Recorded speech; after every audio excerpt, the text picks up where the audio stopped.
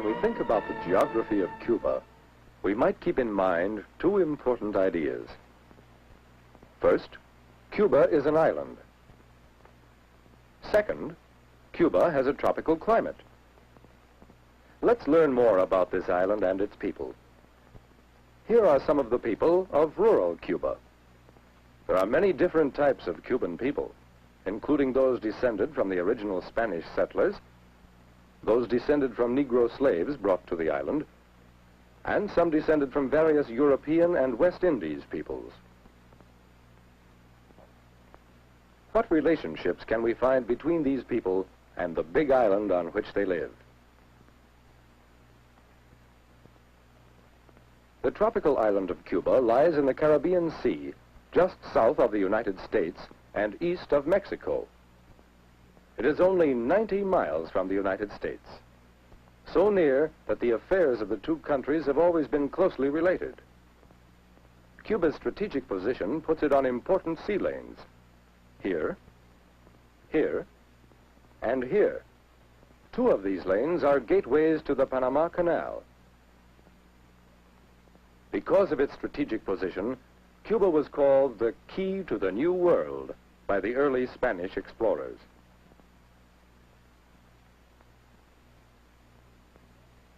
The Spaniards settled Cuba and built many cities, including Havana, still called by the Spanish name La Habana, and Santiago. In Santiago, we can see today something of Spanish history in the old buildings and streets. We find evidence of the Spanish conquest in the great fortifications in Santiago Harbor. Here, too, are scenes of the Cuban struggle for independence from Spain, a struggle in which the United States took part. In Santiago Channel, a Spanish fleet was defeated by the United States in 1898. On San Juan Hill, American and Cuban troops won another victory. On the hill today, this memorial represents the combined Cuban and American fight for the island's independence from Spain. And so much of Cuba's history has been influenced by the importance of its island position as key to the New World. One way to see more of Cuba and its people is to go along the Central Highway. It extends from Havana to Santiago, a distance of about 700 miles. Starting in the city of Santiago, we meet more of the Cuban people, people of many different types who make up Cuba's mixed population. Following this bus from Santiago to Habana, we'll see more of the fertile, beautiful island.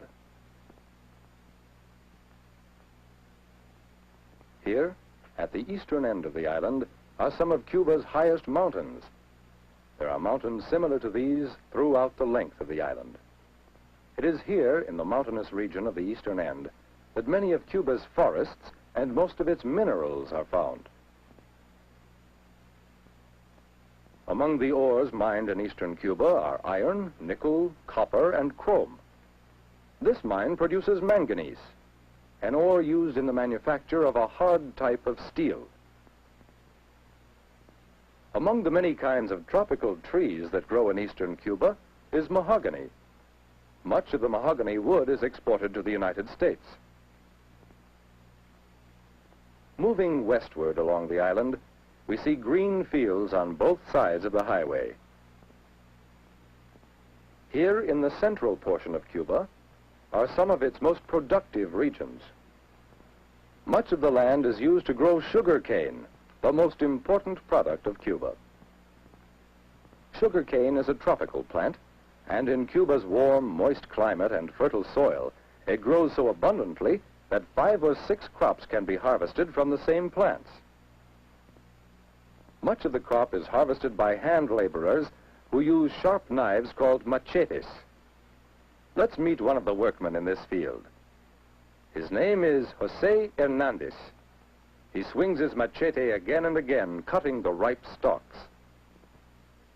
After cutting the stalks, Jose gathers them up and helps load them into a truck.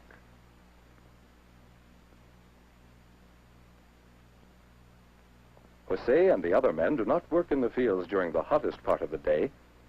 From noon until about 4 o'clock, they go to their homes to rest, or as they say, to take a siesta.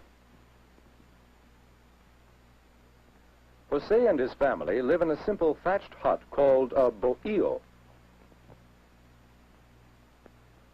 Jose owns a goat and a few ducks and chickens, which his wife cares for. Near the hut are some banana trees that provide fresh fruit for the family. As in most tropical countries, life is easy and pleasant. For the siesta, everyone goes inside the hut to rest.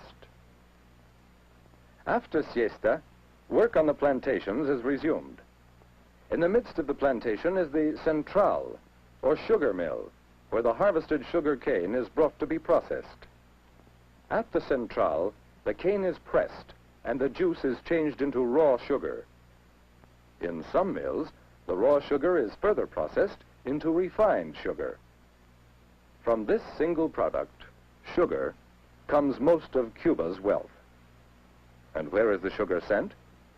Most of it goes to Cuba's close neighbor, the United States. What else does Cuba send us? Let's follow the central highway into the western part of the island to find out. Knowing Cuba's tropical climate, we're not surprised to see fields of pineapples along the highway. Like sugarcane, pineapples thrive in Cuba's fertile soil and year-round warm weather. Much of this tropical fruit is sent to the United States. Another crop which brings wealth to Cuba is tobacco.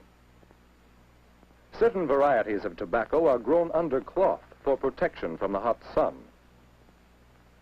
Cuban laborers handle the crop through all stages: the growing of the plants, the harvesting of the tobacco leaves, and the final making of cigars.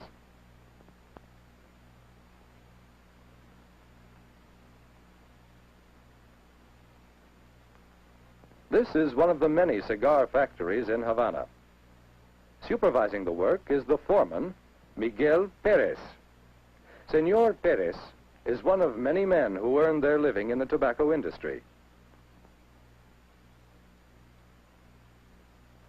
Let's follow Miguel Perez as he leaves the factory to go to his home in Havana.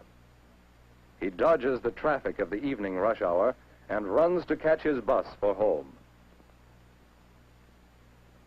The bus passes the Prado, Havana's famous boulevard. Nearby is the University of Havana. Among the students is Pedro Perez, Miguel's son. After classes, Pedro and his fellow students walk through Havana. They pass the Capitol, a beautiful building that resembles the United States Capitol in Washington. Later, Pedro and his friends find their way to one of Havana's beaches. Cuba's beautiful beaches and pleasant climate are among the attractions that bring tourists from other lands, many of them from the United States. The Cubans, too, appreciate the beauties of their own land. Sometimes for recreation, Miguel takes his family for a drive through Havana. Among the familiar Havana sights that the family sees is this statue of Jose Marti, the hero of Cuba's War of Independence. Here is Columbus Cathedral, named after the famous discoverer of the New World. Along Havana's docks are ships loading Cuban products that go to the United States and other countries. And near the mouth of Havana Harbor stands Morro Castle, one of the great forts that the early Spaniards built to protect their island, their key to the New World. And from then on until the present day, Cuba's history and geography have been closely related to its island position. Its nearness to America has made it a good neighbor, a neighbor whose history is closely related to that of the United States. Cuba's natural wealth includes many valuable products. Among them are tropical woods such as mahogany, tropical fruits such as pineapple, special crops such as high-grade tobacco, and of course, the most important single product, sugar. These are some of the things produced by the Cuban people who live on the big island with the tropical climate.